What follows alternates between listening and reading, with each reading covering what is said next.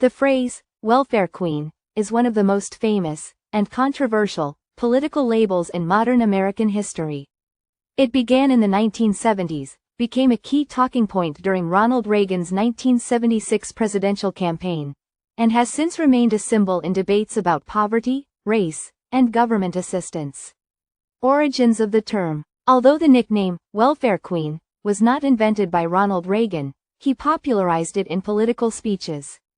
During his 1976 campaign for the Republican presidential nomination, Reagan often told audiences a story about a woman in Chicago who had defrauded the welfare system.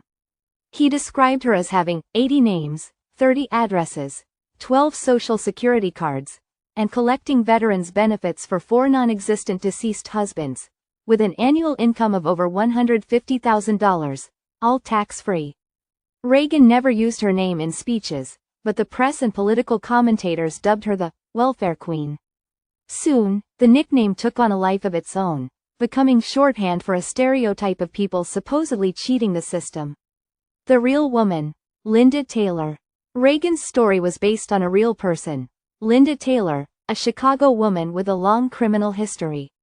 Born Martha Miller, she used multiple aliases and was indeed convicted of welfare fraud in 1977. She was found guilty of illegally collecting around $8,000 in welfare benefits, far less than the six-figure sum Reagan claimed. Taylor's crimes, however, extended beyond welfare.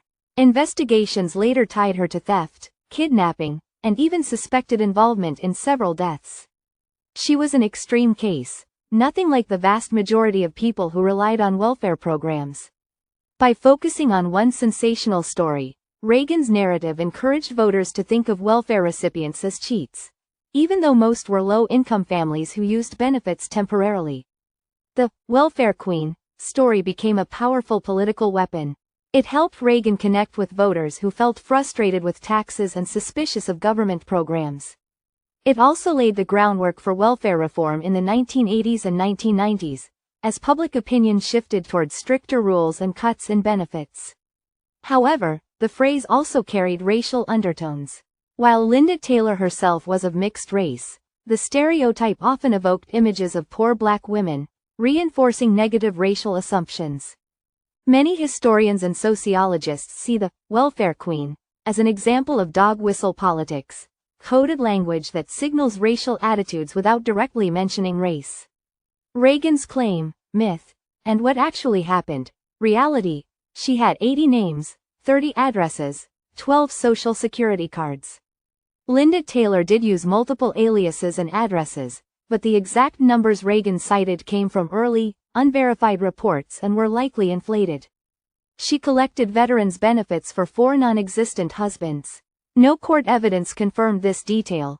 It came from rumor and press exaggeration. She made $150,000 a year tax-free from welfare fraud. Taylor was convicted of defrauding the welfare system of about $8,000, not $150,000. Her case proved welfare fraud was widespread. Taylor's case was extremely rare. Most welfare recipients were low-income families using aid temporarily. She was a typical welfare recipient. Taylor's criminal activities went far beyond welfare fraud, making her an outlier, not a representative case.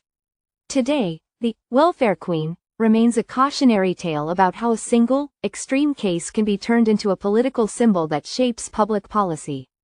While welfare fraud does exist, government audits have repeatedly shown it is rare compared to the overall size of social programs. The term's lasting impact is less about the actual money lost and more about how Americans view poverty, race, and government aid.